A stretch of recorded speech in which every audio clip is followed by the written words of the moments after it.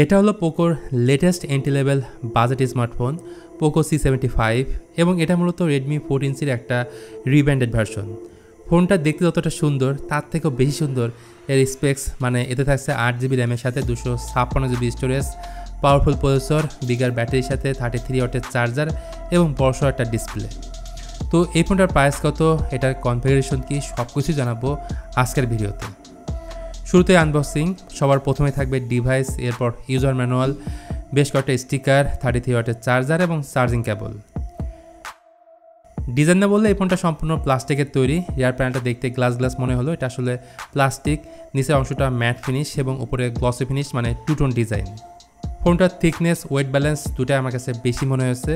Thickness হচ্ছে 8.2 millimetre এবং wait 204 গ্রাম। ফোনটার ডান পাশে ভলিউম অন অফ ও সাইড মাউন্ট ফিঙ্গারপ্রিন্ট, অর্থাৎ এটা হচ্ছে পাওয়ার বাটন। বাম পাশে আছে ডেডিকেটেড সিম স্লট, যেখানে দুইটা সিম কার্ড ও একটি মেমোরি কার্ড ব্যবহার করতে পারবেন। উপরে সেকেন্ডারি নয়েজ ক্যান্সেলেশন মাইকটা না থাকলেও রয়েছে 3.5 মিলিমিটার হেডফোন জ্যাক এবং নিচে USB টাইপ সি পোর্ট ও স্পিকার গ্রিল আছে। আর কালার অপশন থাকছে 3টা, ব্ল্যাক, গোল্ড এবং গ্রিন। পোকোর বড়সড় এই ফোনটার ডিসপ্লে সাইজ 6.88 ইঞ্চ, যা মূলত HD+ IPS LCD panel, 120 Hz refresh rate দিয়েছে এবং এই ডিসপ্লেতে 260 ppi রয়েছে। লচিনটা অনেকটাই মোটা, সেই সাথে এটার টিপিক্যাল পিক ব্রাইটনেস 450 নিটস এবং লোকাল পিক ব্রাইটনেস 600 নিটস। ব্রাইটনেসটা ইনডোরে ঠিকঠাক থাকলেও আউটডোরে গেলে স্ট্রাগল করে, ইভেন ডিরেক্ট সানলাইটে গেলে কিছুই আপনি দেখতে পারবেন না। তার থেকেও বড় কথা, এই ডিসপ্লে উপরে ওয়াটার ড্রপ বা ডি ড্রপ নচ রয়েছে, যা আজকাল কেউই পছন্দ করে না। বলতে গেলে এই ফোনের সবথেকে বড় ড্রব্যাক হচ্ছে এটাই। এমনিতে এই ডিসপ্লেটা যথেষ্ট কালারফুল, ভিউইং অ্যাঙ্গেল সেটা নিয়ে কোনো প্রবলেম নেই। 240 Hz টাচ স্যাম্পলিং রেট রয়েছে, ইউটিউবে 4K ভিডিও প্লে করা যায়, তবে 1080p রেজলিউশনে বাটার স্মুথভাবে ভিডিও দেখতে পারবেন। ক্যামেরাতে এই ফোনের রিয়ারে 50 মেগাপিক্সেলের মেইন এবং 2 মেগাপিক্সেলের ডেপথ ক্যামেরা, আর ফ্রন্টে থাকছে 13 মেগাপিক্সেলের সেলফি ক্যামেরা।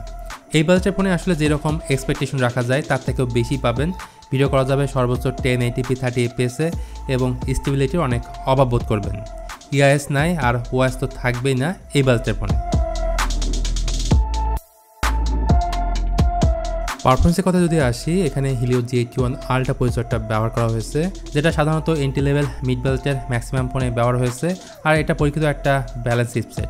ক্লক স্পিড হচ্ছে 2 GHz, eMMC 5.1 এর স্টোরেজ টাইপ, 128GB এবং 856GB। এই দুইটা ভেরিয়েন্টে ফোনটা গ্লোবালি লঞ্চ হয়েছে। এই ফোনটা আন্তর্জাতিক স্কোর 2,69,000 সামথিং, আর এখানে হাইপারওয়েস দেওয়া হয়েছে বেসড অন অ্যান্ড্রয়েড 14-এ। বেসিক টাইপের গেমগুলো এই ফোনে আরামসে খেলা যাবে, যদিও এটা গেমিং ওরিয়েন্টেড কোনো ডিভাইস না। পোকো C75 এ 5160 mAh এর ব্যাটারি দেওয়া হয়েছে, পিডি সাপোর্টেড, 18 ওয়াট ফোনটা সাপোর্ট করে, যদিও ফোনের বক্সে পাবেন 33 ওয়াটের চার্জার। মোটামুটি স্ক্রিন অন টাইপ 7 ঘন্টা প্লাস দিতে পারে। তো এই ফোনটা যে জিনিসটা সবথেকে বেশি দরকার ছিল, dual stereo speaker, secondary noise cancellation mic, আয়ার ব্লাস্টার, তো এগুলোর কোনোটাই কিন্তু এই ফোনে নেই। ওভারঅল রেডমি 14C এবং পোকো C75 দুটাই শাওমির ফোন। স্পেস অনুযায়ী দুটো ফোনে কিন্তু সেম, শুধুমাত্র ডিজাইনে এদের মধ্যে পার্থক্য থাকছে।